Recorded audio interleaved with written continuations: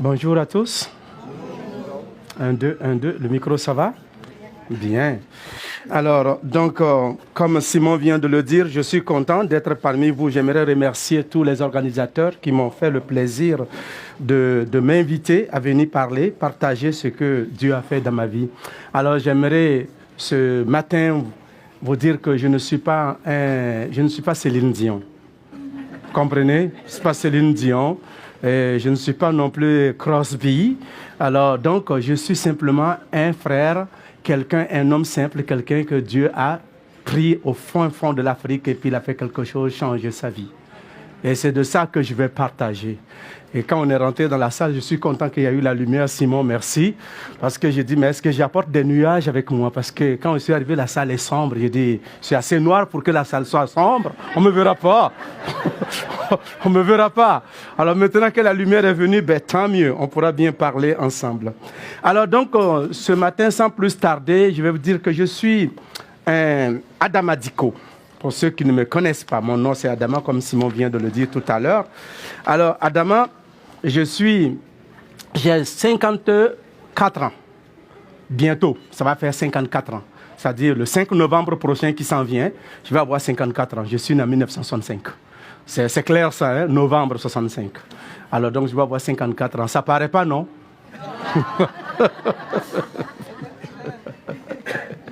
Alors, donc...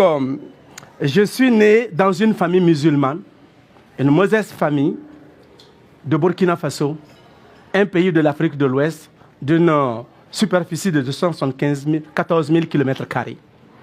Je suis né au nord-ouest, à Tougan, dans cette petite famille modeste de la famille Diko, dans la région de Tougan. Et c'est dans cette famille que je suis né. Je suis l'aîné d'une famille de 10 enfants. Ma maman en a fait 12 enfants pour mon papa. Et nous sommes 7 qui vivons. Et puis, mon papa a pris une deuxième femme qui lui a donné 3 autres enfants après ma mère.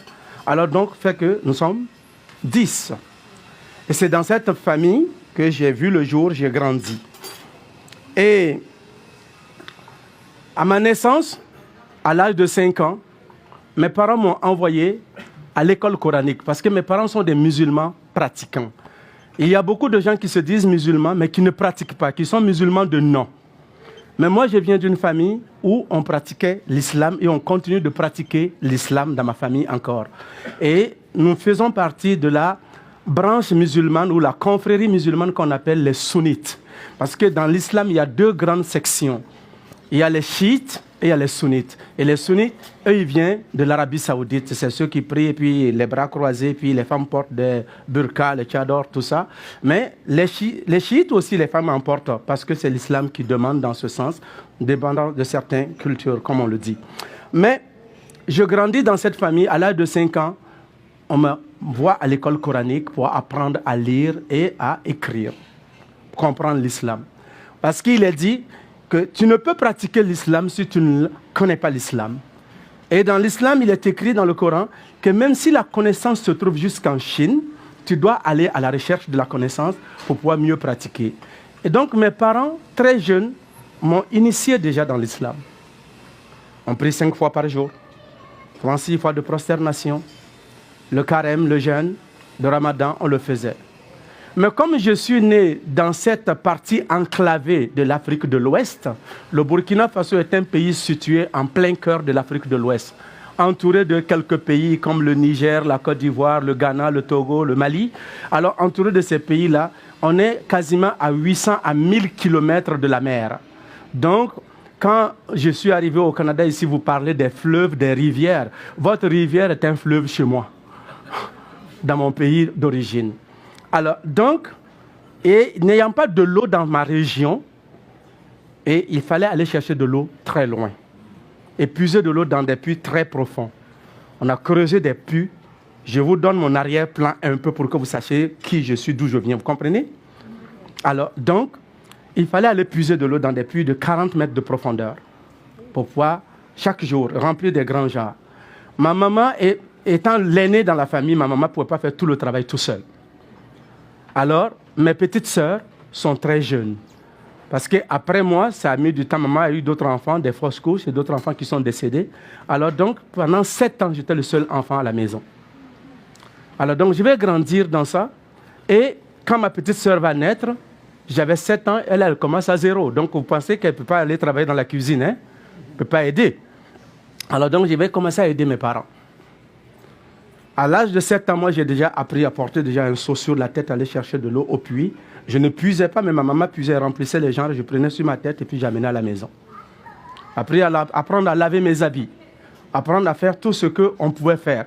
Il n'y avait pas de travaux tabous chez nous dans la maison. En Afrique, il y a certains endroits où on dit « un homme ne touche pas à ça ». Mais chez nous, ma maman dit « tu vas tout faire ». Et quand les gens disaient hey, « c'est un garçon, il n'a pas à faire tout ça », on dit « s'il est venu un garçon, il va faire tout le travail que les filles font. Il n'avait qu'à venir comme une fille ». C'était la réponse que ma maman donnait aux gens. Vous avez des filles, moi je n'en ai pas, c'est le seul que j'ai. Il va travailler comme des filles. Donc ça tourne à mon avantage. Ma femme n'a pas besoin de préparer parce que je sais faire la cuisine. Alors, donc, et ça, j'ai appris comme ça beaucoup de choses. Et ayant grandi dans ça, vous savez, un enfant qui puise de l'eau et qui se lève très tôt le matin pour aller chercher de l'eau, parce que dans une région comme ça, premier arrivé au puits, premier servi. Alors donc, vu qu'il n'y avait pas assez d'eau partout, je me levais tôt le matin, des fois même 4h, 3h, 4h du matin pour aller chercher de l'eau. Et on est des fois à 4 à 6 km de chez nous, il faut aller puiser, charger de l'eau sur la tête pour amener, pour remplir des grands jarres. Et puis avant d'aller à l'école à 7h du matin. Et tu vas en classe et puis après tu reviens le soir, l'eau que tu as puisée le matin, c'est fini. Il faut encore recommencer. Vous comprenez? Alors j'ai grandi dans ça. Un enfant qui fait ça et qui va à l'école, qu'est-ce qui se passe quand il arrive à l'école? Il dort. Vous savez, j'ai appris qu'au Québec, quand un élève qui dort en classe, il a de bonnes notes en classe. C'est vrai ça? Non. En Afrique aussi, on n'a pas de bonnes notes. Donc quand je dormais, je ne pouvais pas travailler, j'étais épuisé. Alors, donc je n'avais pas de bonnes notes en classe. Et quand même, mon papa m'a permis de me débrouiller pour finir le primaire. Et après, j'ai décidé d'aller en Côte d'Ivoire voir son frère, mon oncle, qui est son petit frère direct. La Côte d'Ivoire, c'est un pays limitrophe du Burkina Faso. Alors, je m'en vais là-bas pour apprendre la mécanique auto. Pourquoi? Parce qu'à n'importe quel moment, si mon papa venait à mourir, étant l'aîné de la famille, je devenais responsable des autres enfants et de ma maman. Alors, il fallait être prêt à prendre la responsabilité le plus tôt possible. Alors, il fallait me faire former. Quand je suis arrivé en Côte d'Ivoire, j'ai appris la mécanique auto, tout en étant tout le temps dévoué à l'islam. Je pratiquais l'islam, je n'avais pas arrêté et je continuais là-bas. Et en Côte d'Ivoire, j'encourageais beaucoup de jeunes à aller à la mosquée et à prier. Et beaucoup de jeunes me suivaient. Par la grâce de Dieu, à l'époque, j'avais eu beaucoup d'influence sur ces jeunes-là. Alors, pendant que je pratiquais l'islam, je faisais la mécanique auto. Et après avoir fini ma formation en mécanique auto, pour des raisons que j'ignore, mon oncle, qui devait m'équiper pour retourner au Burkina Faso et pouvoir prendre soin de ma famille, n'a pas pu le faire. Finalement, j'ai traîné un peu à Abidjan, à jouer au football, qu'on dit là-bas, mais ici on dirait au soccer, ainsi de suite, avec des amis. Et puis, continuer de pratiquer l'islam. Et puis, de temps en temps, on est allé danser avec des amis. Mais mon papa, mon oncle, qui est mon petit papa, qu'on pourrait dire chez nous, ne voulait pas que je fasse cela.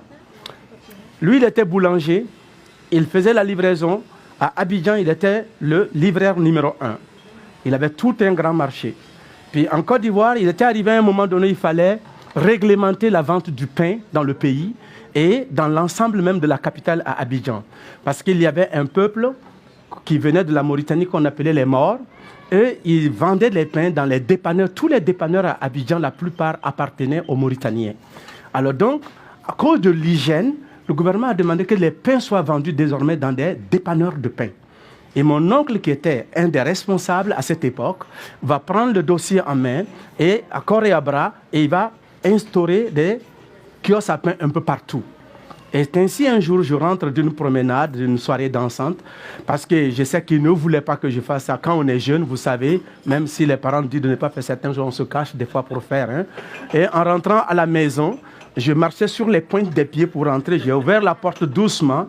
Alors quand je rentrais, et on s'est rencontrés tous les deux. Alors il dit, d'où viens-tu? Je dis, je suis allé danser avec des amis. Il dit, mais on t'a dit de ne pas faire ça. Tu savais ça, non? Je dis, oui. Il dit, parce que tu n'as plus d'emploi, tu n'as plus rien à faire, c'est pourquoi tu fais ces choses. Alors prépare-toi, demain, tu vas aller vendre du pain avec moi dans un dépôt de pain. Alors c'est ainsi que je vais me ramasser dans un dépôt de pain à Cocody, Cité des Arts, à Abidjan. Alors un quartier riche, des riches, on pourrait dire comme ça, résidentiel, très chic. Mais je m'en vais vendre du pain là-bas, dans un dépôt de pain. Et c'est au cours de ce moment-là que moi je dis que le plan de Dieu a commencé pour moi. Mais plus tard, je vais lire dans les écrits que le plan de Dieu a commencé pour ma vie, même avant la fondation du monde. C'est-à-dire qu'avant même que je ne sois né, avant que le monde soit créé, Dieu savait déjà, il me voyait et il avait un plan préparé pour chacun de nous. Et à partir de ce moment-là, je vais vendre du pain et je reçois des gens qui venaient me visiter, qui venaient acheter du pain. Mais sauf que pendant que je pratiquais l'islam pendant toutes ces années, moi j'avais des questions pertinentes qui me revenaient souvent, qui me fatiguaient. J'avais la peur de la mort, ça c'était quelque chose qui me fatiguait beaucoup. J'avais peur de la mort parce que je savais qu'un jour on va mourir. Mais si je meurs, je vais où? Alors moi, non seulement la mort me faisait peur, mais je voulais avoir la certitude que si je mourais, je vais être avec Dieu au paradis. Alors je n'avais pas non plus cette certitude-là. Et la troisième chose qui était aussi quelque chose qui me tenait à cœur, c'était de bâtir un foyer heureux. Je voyais qu'autour de moi, que tous ceux qui étaient mariés, ils étaient mariés à 1, 2, 3, 4, 5 femmes, ils avaient plusieurs femmes, mais ces femmes-là n'étaient pas heureuses et puis le couple n'était pas heureux. Il n'y avait que l'homme seulement qui était heureux dans tout ça. Alors, mais c'est vrai parce qu'il a 4 ou 5 femmes dans sa maison. Alors donc, c'est la dernière qui vient de rentrer, c'est elle que le monsieur passe tout son temps avec. Les autres femmes qui ont donné le meilleur d'elles-mêmes. La première femme qui a donné tout son corps, tout son sang, toute sa beauté. Et qu'on trouve qu'aujourd'hui elle est fanée, elle ne vaut plus rien. Donc on va aller prendre une nouvelle pour venir dans la maison. Et puis c'est elle qui va tout décider dans la maison quasiment. Ses enfants sont des rois et qui font le beau temps, le mauvais temps. Moi, c'était une injustice que je n'étais pas capable d'accepter. Alors je disais qu'il fallait que je bâtisse un foyer un jour qui va être un modèle pour ceux de ma génération. Mais comment le faire? Alors, et c'est dans ces recherches-là que moi je vais rencontrer des chrétiens qui venaient payer du pain tous les matins chez moi. Tom Huet et Maylin. Le monsieur est un Américain et sa femme est une Norvégienne. Je croyais que c'était des coopérants, mais c'était des missionnaires qui travaillaient pour la mission SIM. Alors, ils venaient payer le pain tous les matins. Si monsieur ne venait pas, c'est madame qui venait chercher le pain.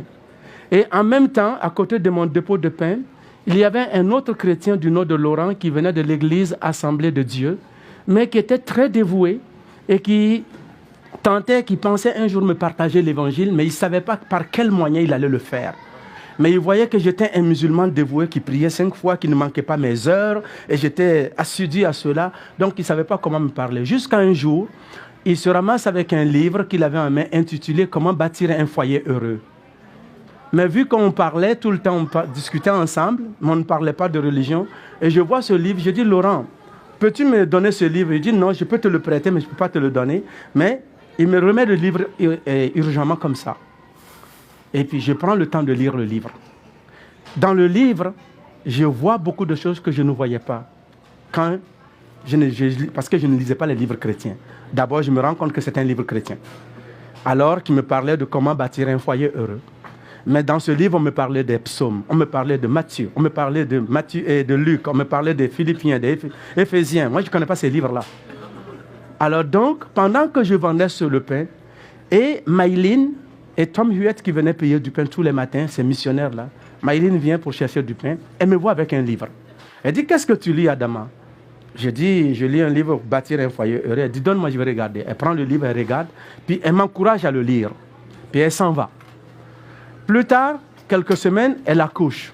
Puis je ne la vois pas les matins venir chercher le pain, c'est son mari qui vient. J'ai dit, mais Maylin ne vient pas. Dit non, elle a accouché. Mais comme tout bon djoula, tout bon musulman, je me déplace pour rendre visite à la famille avec des présents et puis je suis bien accueilli chez le missionnaire. Moi, je croyais que c'était un coopérant toujours, mais il ne m'avait pas dit qu'il était missionnaire. Puis je rentre, je suis bien accueilli, je prends soin. À un moment, ils prennent soin de moi et puis à un moment donné, la madame me donne son bébé. Je prends le bébé, on parle, elle me dit, « Hé, Adama », je dis oui, « Le livre que tu lisais là, as-tu fini de le lire ?» Je dis oui, j'ai fini de le lire. Elle dit, mais ce livre-là, qu'est-ce que ça te dit?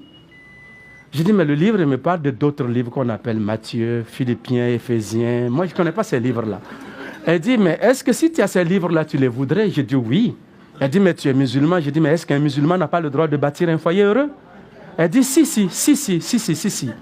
Et là, le lendemain, elle met en contact avec un autre missionnaire de nom de John Weed, grand de taille, qui vient au dépôt de pain avec 2 autres musulmans convertis, Omar et Sidiki, que je ne connaissais pas. Et ils se pointent devant mon dépôt de pain. Le matin, je me lève gentiment pour les servir. Je dis, est-ce que vous êtes venu payer du pain? Vous voulez combien de pain? Il dit, non, on est venu te donner du pain. C'est bizarre, ça. Je ne comprends pas ce langage, moi. Alors, plus tard, je vais comprendre dans la Bible que Jésus est le pain de vie. Alors, donc, il dit, ils sont venus me vendre et donner du pain. Je dis, non, c'est moi qui vends le pain, c'est moi qui vais vous servir le pain. Alors, donc, finalement, dans la discussion, on commence à parler. Adama, tu es musulman? Oui. Un musulman pratiquant? Oui. Alors, qu'est-ce que tu penses de la Bible? J'ai dit la Bible? Il dit oui.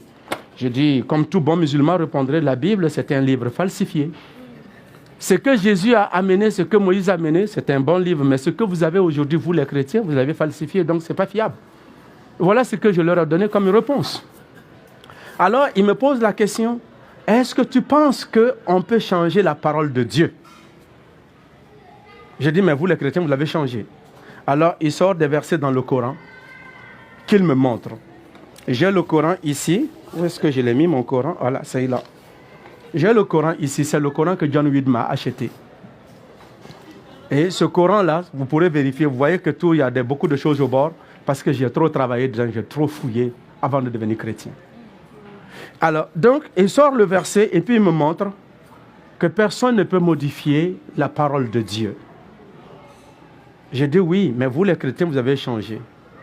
Alors il me dit, Adama, si les chrétiens ont changé la parole de Dieu, alors peux-tu me montrer l'original de la Bible qu'il y avait avant? Pourquoi les chrétiens changeraient la parole de Dieu? Qui l'a changé? Pourquoi ils l'ont changé? Quand ils l'ont changé? Puis qu'est-ce qu'ils ont changé dedans? Et ça, c'était beaucoup de questions auxquelles je ne pouvais pas répondre. Alors, on a commencé à discuter. Il me demande, est-ce que tu crois que la Bible est la parole de Dieu? Oui, je crois. Là, on a discuté. Plus tard, qu'est-ce qui va arriver? Alors, il m'invitait pour aller chez eux, puisque c'est des chrétiens qui se tenaient, ils faisaient leur réunion de prière tous les soirs. Donc, les soirs, alors ils se réunissaient vers la... Bon, quand je dis le soir, parce que nous, on dit en Afrique le soir, mais c'est l'après-midi ici, on dirait, par exemple, à partir de 14h, comme ça, se réunissaient, puis ils mangeaient, puis ils discutaient, puis ils faisaient comme un déjeuner de l'espoir, comme ça. Alors donc, je suis invité, je me rends, et habituellement, j'ai toujours donné des excuses que je ne peux pas me rendre là. J'ai dit, oh, mon patron va venir demander les comptes, je vais donner de l'argent, et ainsi de suite, je ne peux pas venir. J'ai toujours donné des excuses pour ne pas me pointer là. Alors, un jour, un matin, ce que John Weed fait, il vient à 8h du matin, il paye tout mon pain dans le dépôt de pain. Il me dit, ton pain, ça coûte combien? J'ai dit, mais tu vas faire quoi avec tout ça? Il dit, c'est pas tes affaires. Tout ton pain, ça coûte combien? Je lui donne le montant, il paye tout le pain. Il dit, mets-le dans la voiture. Je mets le pain dans la voiture, je me tourne. Je dis, John, dis oui, tu vas faire quoi avec tout ce pain? Il dit, je t'ai dit, c'est pas de tes affaires. Le pain est fini? Oui. Adama, il se tourne vers moi et dit, est-ce que tu peux venir à notre invitation? Ton pain a été vendu à 8h du matin, tu as tout ton pain qui a acheté, et tu vas rester dans le kiosque à tourner le pouce jusqu'à 17h. C'est long, hein? Alors, je n'ai pas d'excuse. Alors, je réponds à son invitation. Je dis, vas-y, que je te rejoins là-bas. Alors, donc, il s'en va, je m'assois, j'écris 25 questions que je vais aller le rencontrer. Il dit, ces chrétiens, ils n'arrêtent pas de m'achaler tout le temps là. Je vais leur montrer qu'ils sont niaiseux dans leur affaire et que tout ce qu'ils me disent là, ce n'est pas vrai. Je vais leur prouver A plus B. Puis je m'en vais avec toutes les questions que j'avais sous mon bras. Je suis bien accueilli, on mange, même les pains que je leur avais vendus, ils ont fait des brochettes avec. Puis je mange moi-même mon pain que je leur ai vendu. Puis on discute bien. Là, quand le débat a commencé, je leur demande, vous dites que Jésus est Dieu? Ils disent oui. Vous dites que Marie est Dieu? Ils disent non. Je dis, Jésus est Dieu, Dieu est Dieu, Marie est Dieu. Ils disent non, Jésus est Dieu et le Saint-Esprit est Dieu et Dieu est Dieu. Donc, on croit à la Trinité. C'est ça que tu veux savoir. J'ai dit, oui, vous les chrétiens, vous adorez 3 dieux. Il dit, ok. Il dit, nous adorons un Dieu, mais qui s'est manifesté de 3 manières distinctes. Alors, il a commencé à m'expliquer les choses. J'ai dit, bon, moi, je veux savoir, si vous dites que Jésus est Dieu, là, quand il est mort à la croix, là, qui gouvernait le monde en ce moment-là? Dieu est mort. Donc, si Dieu est mort, le monde était ingouvernable. Alors, dites-moi qui a gouverné. John Weed, il me regarde, il sourit jusqu'aux oreilles, là. Et puis, il me dit, ça t'inquiète que le monde n'a pas été gouverné? J'ai dit, oui, moi, je veux savoir. Il dit, tu sais, Adama, quand la deuxième personne de la Trinité a été crucifiée, les deux autres personnes de la Trinité ont gouverné le monde. Le monde n'a jamais été arrêté d'être gouverné. Tu n'avais pas besoin de t'inquiéter pour ça. Et il est écrit dans 1 Pierre 3, 18, car, et il me parle de 1 Pierre 3, 18, Christ aussi a souffert pour les péchés, lui juste pour les injustes, afin de nous amener à Dieu, ayant été mis à mort quant à la chair, ayant été rendu vivant quant à l'esprit. Il dit, la mort, c'est la séparation de l'esprit avec le corps. Alors, donc, ne t'inquiète pas pour ça. Et vous pouvez comprendre, j'ai posé plusieurs questions de ce genre que je n'aurai pas le temps de poser ça ce matin ici. Sinon, on ne quittera pas ici. Vous comprenez? Alors, donc, en posant toutes ces questions, ils ont répondu à beaucoup de mes questions. Alors, je suis parti de là. Mais je n'avais pas encore ouvert la Bible et lire la Bible comme il fallait. Et le lendemain, je retourne pour les voir parce que la curiosité me piquait encore de continuer. Je rentre dans le bureau de John Weed, puis je vois la Bible, j'ouvre la Bible. Pour la première fois, je tombe sur Matthieu 11, 28. Il dit, venez à moi, vous tous qui êtes fatigués et chargés, et je vous donnerai du repos. Prenez mon joug sur vous et recevez mes instructions, car je suis doux et humble de cœur, et mon joug est doux et mon fardeau léger, et vous trouverez du repos pour vos âmes. Je ferme automatiquement et je sors de son bureau. Il me poursuit. Adama, viens ici. Qu'est-ce qui se passe? Qu'est-ce que tu as lu? Qu'est-ce que tu as vu? Je dis non, ça va. Puis il dit, tu as lu quelque chose? Je dis oui. Mais parce que je voulais voir ça dans le Coran. Dans le Coran, j'ai lu plusieurs fois dans le Coran. Le Coran me dit, crois en Dieu, peut-être Dieu aura pitié de toi. Va à la mosquée et à la Mecque, peut-être Dieu aura pitié de toi. Prie, peut-être Dieu aura pitié de toi. Crois au prophète Mohammed, peut-être Dieu aura pitié de toi. Mais je n'ai jamais vu aussi une parole claire comme ça qui me dit que Dieu veut me décharger de mon fardeau. Je n'ai jamais entendu quelque chose comme ça qui m'invite à venir à lui. Alors ça m'a touché. Et quand j'ouvre continuellement à lire la Bible, je tombe Romains 3, 23, qui nous dit quoi? Car tous sont péchés, ils sont privés de la gloire de Dieu. Oui, en tant que musulman, je savais que j'étais pécheur. Tous les musulmans reconnaissent qu'ils sont pécheurs. Mais c'est que le musulman, il a irascigé le péché. Il y a des gros péchés, il y a des petits péchés. Alors, mais ici, on dit, peu importe qui tu es un pécheur. Et là, c'est la première fois encore que j'apprends dans la Bible, dans Romains 6, 23, qui dit « Car le salaire du péché, c'est la mort, mais le don gratuit de Dieu, c'est la vie éternelle en Jésus-Christ. » J'apprends pour la première fois que le péché a un salaire. Et quand tu commets un péché, il y a un salaire qui vient avec. Moi, je savais que si je travaille, on me donne un salaire. Mais que si tu pêches, il y a un salaire qui vient. Il dit « Oh, c'est compliqué cette affaire-là. » Alors, je vais commencer à comprendre tout ça. Ça va m'amener à faire plusieurs recherches et je continue jour par jour pour faire des recherches pendant 3 années. Et j'ai fait des études comparatives entre le Coran et la Bible. Et là, John Weed me dit un jour, dans la 3e sourate, verset 80, dans la 3e sourate, verset 55.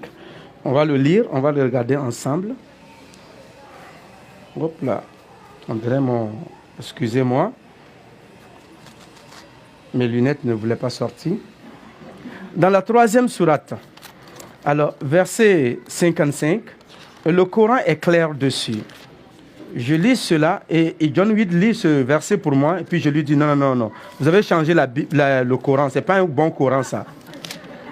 Ça c'est le Coran qui a été fabriqué par les chrétiens, ce n'est pas un bon Coran. Alors donc, il me lit ça dedans. Quand on prend 3e sourate, verset 55. Il nous dit ici, ô Jésus, en vérité, je vais te rappeler vers moi. Je vais placer ceux qui t'ont suivi au-dessus de ceux qui ne croient pas en moi. Et viendrez vers moi et je jugerai entre vous. Quant à ceux qui n'ont pas cru, je les jugerai d'un terrible châtiment ici-bas et dans la vie future, et ils ne trouveront point d'auxiliaire. Et c'est ce que le Coran me dit. Le missionnaire, il me montre ça dans le Coran. Je dis non, ça, ce n'est pas le Coran, ça. Ça, c'est le Coran que vous, les chrétiens, vous avez fait. Il m'amène au centre culturel islamique, à Trècheville, à Abidjan, à Trècheville, et il m'achète ce Coran que j'ai. Dans le centre islamique, là, il ouvre le Coran, il me montre le même verset que je viens de vous lire. Il dit, tu crois à ce Coran? J'ai dit oui. Parce qu'on a acheté ça ici, il me montre le même verset, puis je ne pouvais plus parler. Là, je vois que ce n'est pas un Coran falsifié, parce que dans le centre islamique, ils ne vont pas vendre un Coran falsifié là. Vous êtes d'accord? Alors donc, à partir de ce moment, je commence à faire des recherches et je compare. Et on a eu plusieurs débats. Et le Coran me dit dans la 10e sourate, verset 94, il dit, Mohamed, si tu es dans le doute au sujet de notre révélation, interroge ceux qui ont lu les Écritures avant toi. Quels sont ceux qui ont lu les Écritures avant Mohamed? C'était les chrétiens et les juifs. Il dit, si tu es dans le doute, va les interroger. Alors, John Weed me parle de ça, il me dit, ton Coran t'invite à sonder la Bible. À lire la Bible, le livre que tu dis c'est falsifié, là, ton Coran t'invite, il a invité ton prophète à aller sonder les Écritures. Et le Coran nous dit, même une base, un des fondements du Coran qui nous dit que nous ne pouvons pas être musulmans si nous ne croyons pas à tous les prophètes. Nous ne faisons de distinction à aucun de leurs livres, ni à aucun prophète. Alors comment je peux ne pas faire de distinction ou croire en tous ces prophètes si je ne connais pas le contenu de leurs livres? Et ils vont te dire que ça est dans le Coran. On me disait que le Coran résume tout. J'ai dit non. Après mes recherches, j'ai trouvé que c'est la Bible qui résume tout. Le Coran paraphrase. Et là, ça a provoqué ma curiosité et j'ai commencé à faire des recherches. Et là, je m'en vais à la mosquée, je continuais de prier. Et quand je faisais des comparaisons avec le Coran et la Bible, quand je tombais sur des versets qui ne faisaient pas mon affaire dans la Bible, j'étais réfractaire à ça. Je réagissais négativement. Jusqu'au moment où, à un moment donné, j'ai compris, Adama, tu cherches la vérité, tu es sincère? Oui. Alors, si tu fais de la recherche, pendant que tu regardes dans ces deux livres, il faut que tu sois neutre. Parce que si tu défends la cause du Coran seulement, tu n'accepteras jamais rien qui viendra de la Bible. Donc, comme ça, tu ne trouveras pas la vérité. Alors, sois neutre pendant que tu fais tes recherches et après, pratique ta religion comme il faut. Ok, et quand j'ai commencé à faire ça, et là j'ai commencé à accepter, même si des versets de la Bible qui disaient des choses qui ne faisaient pas mon affaire, je l'acceptais. Puis après, je continuais de faire mes prières musulmanes comme il faut. Jusqu'au moment où j'ai compris que non seulement que j'étais pécheur, que j'étais perdu, et que si je ne reçois pas le pardon de Dieu, que je ne pouvais pas être sauvé. Alors, mais comment on obtient ce pardon de Dieu? Dans l'islam, on me dit prie, jeûne, et que le jour du jugement, Dieu va mettre la balance. On va mettre ton péché et tes bonnes œuvres, ton bien et ton mal. Là où ça va peser lourd, tu iras de ce bord. Nous savons tous que nous péchons, et que nous péchons plus que tout le monde. Où on te dit, si tu fais un mal, il faut faire deux biens. Donc là, ça va nous prendre une calculatrice qu'on se promène tous les jours avec, pour compter le nombre de péchés que j'ai fait, pour pouvoir faire l'équivalent en bien, pour ne pas être condamné. Donc, et c'était compliqué. Et quand Jésus m'appelle dans la Bible, et il me dit, en vérité, Jean 5, 24, celui qui écoute ma parole et qui croit à celui qui m'a envoyé à la vie éternelle, il ne vient point en jugement, mais il est passé de la mort à la vie. Ça, c'est rassurant. Car Dieu a tant aimé le monde qu'il a donné son Fils unique, afin que quiconque croit en lui ne périsse point, mais qu'il ait la vie éternelle. Celui qui a le Fils a la vie. Celui qui n'a pas le Fils de Dieu n'a pas la vie. Alors quand j'ai compris ces messages-là, moi j'ai décidé de donner ma vie à Jésus. Mais ça n'a pas été facile parce que j'ai rencontré beaucoup de musulmans avec lesquels on a discuté. Et mon papa vient de Burkina Faso, Dardar, quand il a appris que je suis devenu chrétien. Mon oncle chez qui j'habitais, qui est le responsable de la boulangerie, et sa femme a constaté que je ne priais plus comme avant, que j'ai arrêté de prier parce que je suis devenu chrétien. Je ne faisais plus la prière musulmane. je partais tout le temps à l'église. Et puis dimanche, il ne me voyait pas, je disparaissais. J'étais à l'église jusqu'au soir et puis je revenais. Alors donc, il m'entendait chanter des chants chrétiens. Alors elle a dit à mon oncle, elle dit, ton neveu là est devenu chrétien. Elle dit, ton neveu là, il est devenu chrétien. Mon oncle dit, non, c'est pas possible. Et il est musulman, il prie, il a encouragé tous les gens. Il ne peut pas devenir musulman et chrétien. Alors mon oncle m'appelle pour me demander, Adama, il paraît que tu es devenu chrétien. J'ai dit, qui a dit ça? Il dit, ma femme a dit que tu es... Je dis, qu'est-ce que toi tu penses? Il dit, oh, moi je dis, c'est pas vrai. Il dit, ok, c'est bon, ça reste comme ça. Je n'ai pas répondu à sa question parce qu'on est jeune dans la foi, on a peur de toutes les conséquences qui pouvaient arriver. Mais plus tard, quand j'ai été interrogé et j'ai répondu, mon papa est venu du Burkina Faso, ils m'ont forcé à aller à la mosquée, à aller prier, à faire les ablutions, à prier par la force. Pour décourager mon papa, j'ai décidé de commencer les ablutions par la jambe en haut. Habituellement, dans l'islam, quand tu fais les ablutions, après les purifications secrètes, tu viens, tu te laves la main, tu rinces la bouche, le nez, et puis la face, tu laves les bras 3 fois, puis les pieds, puis après vous partez à la mosquée, vous priez. Alors quand on est allé ce jour à la mosquée, je voulais décourager mon papa. Quand on est arrivé à la mosquée, alors j'avais commencé à me laver les jambes à partir de haut. Je n'ai pas commencé de la bonne manière. J'ai commencé de la manière inverse pour le décourager. Il m'a dit, même si tu ne commençais pas ta tête aujourd'hui, tu vas aller à la mosquée, ce qui est sûr. Et on arrive à la mosquée, on était dans les rangs pour prier. L'imam est en avant. Il y avait un premier rang, un deuxième, un troisième, était dans les rangs. Puis mon papa était en avant de moi. Quand l'imam est parti par la prière, il dit Allah Akbar, ça veut dire que Dieu est grand, puis il croise les bras. Il commence à réciter la sourate Fatiha, le premier verset du Coran. Et puis quand il a fini de réciter ça, et puis on va à la prosternation, Allah Akbar, Allah Akbar, Allah Akbar, on se lève, Rabbana wal kalamdam, on s'en va à la prosternation. Alors moi je croyais que mon papa priait. Mon papa, quand on est allé à la prosternation, il regardait entre ses jambes si moi j'étais dans la prière, dans les rangs, si je priais encore. Il voulait se rassurer, me contrôler moi.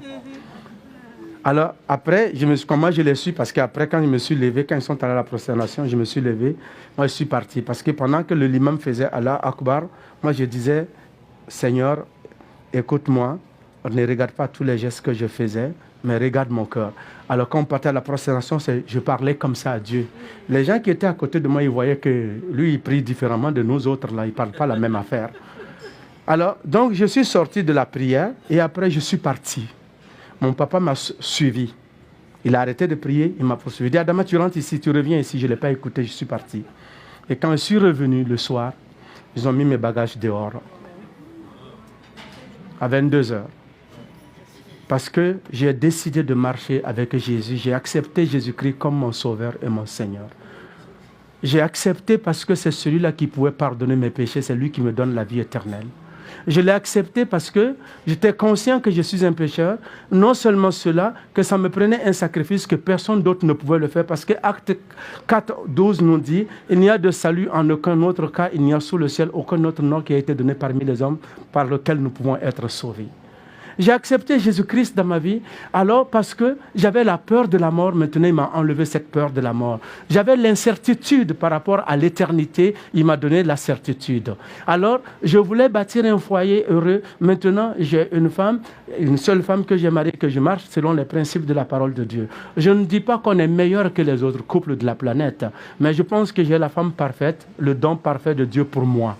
Elle n'est pas parfaite, mais c'est le don parfait de Dieu pour moi. Comme moi, je ne suis pas non plus parfait.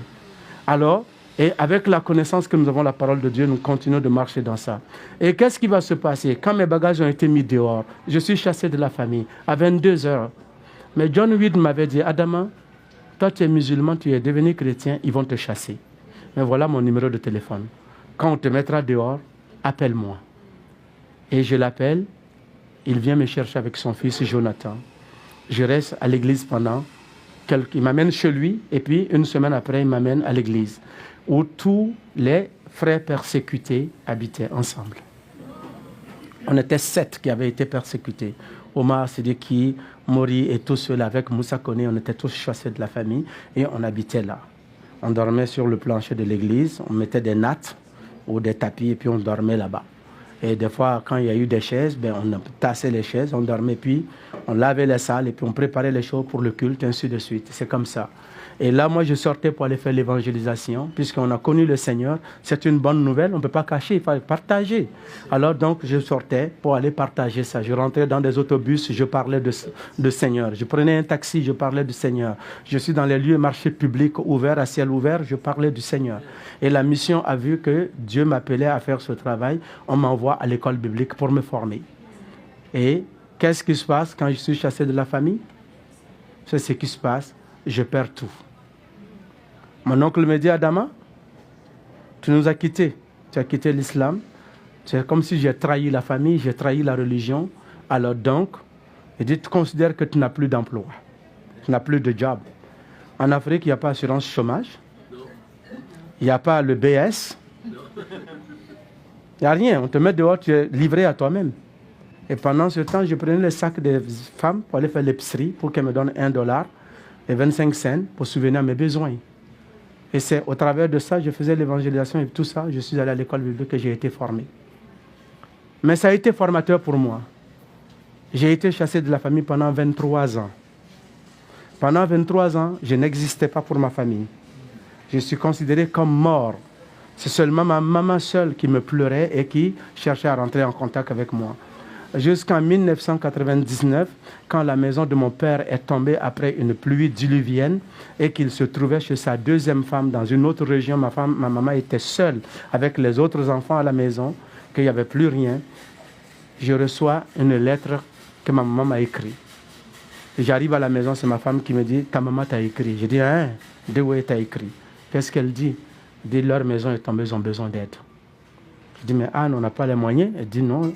Tout ce qu'on a comme argent dans le compte, tu vas prendre pour aller les aider. » Alors, ces mêmes semaines-là, je monte au Burkina Faso pour aller aider ma maman à construire une maison. J'avais un ami qui était professeur de l'université qui a étudié à Trois-Rivières en architecture, je dis à Trois-Rivières, au Canada en architecture, et qui m'a fait un plan rapidement à main levée comme ça. On est allé et puis on a construit une maison pour mes parents. Mon papa, avant de venir, quand il quitte l'autre région, sa deuxième famille vient pour visiter ma maman. Il trouve qu'on est arrivé au chaînage, on est en train de mettre les toits sur la maison. Et puis il dit, qui construit une maison pour toi? Ses amis lui posent la question. Il dit, mon fils. Il dit, ton quel fils? Celui qui est devenu chrétien, tu l'as chassé? Il dit, oui, c'est lui. Et aujourd'hui, c'est un témoignage dans le village. Et je continue de bâtir une maison encore pour eux. Et Dieu a permis que même après ça, que je prends soin de mes parents, jusqu'à aujourd'hui, je continue de prendre soin d'eux. Il y a 8 enfants que je soutiens avec ma femme, dont 5 sont orphelins, qu'on paye leurs études et 2 sont rendus à l'université. Alors, on les aide. On aimerait qu'un jour ils viennent ici, mais ça dépend de Dieu. On prie pour cela, pour pouvoir continuer. Et l'année passée, je retourne au Burkina Faso. D'abord, je suis allé en 1999 et puis en 2010, quand je suis allé, ça faisait longtemps que je n'étais pas allé, mon papa m'a reçu, on a parlé. Puis il m'a demandé pardon pour tout le mal qu'il m'avait fait. Parce qu'il a vu comment je prenais soin d'eux, je m'occupais d'eux. Il a demandé pardon en larmes. J'ai dit, papa, moi je n'ai rien contre toi. Je sais que tu as voulu faire de ton mieux pour m'éduquer à ta façon. Mais moi je crois que je n'ai rien fait de mal. Je suis Jésus-Christ. Est-ce que c'est un mauvais prophète? Il dit non. C'est l'homme de Dieu que le Coran dit, c'est le verbe émanant de Dieu, c'est la parole de Dieu. Si quelqu'un suit cet homme-là, comment il peut être mauvais? Il dit non. Et j'ai partagé l'évangile avec mon père. Et l'année passée, je suis retourné les visiter parce que depuis 2010, je n'étais plus allé les visiter. Alors donc ça faisait 8 ans que je n'avais pas vu ma famille. Et comme je travaille comme pasteur à l'Assemblée chrétienne du Cap de la Madeleine, je suis allé visiter et j'ai pris mes vacances, je suis allé avec ma femme. L'année passée, on a passé 3 mois là-bas. Et pendant ces mois-là, j'ai eu du temps avec ma maman, mon papa. Toutes mes sœurs et mes neveux et nièces sont tous descendus. Et habituellement, le musulman ne mange pas dans le même plat qu'un chrétien.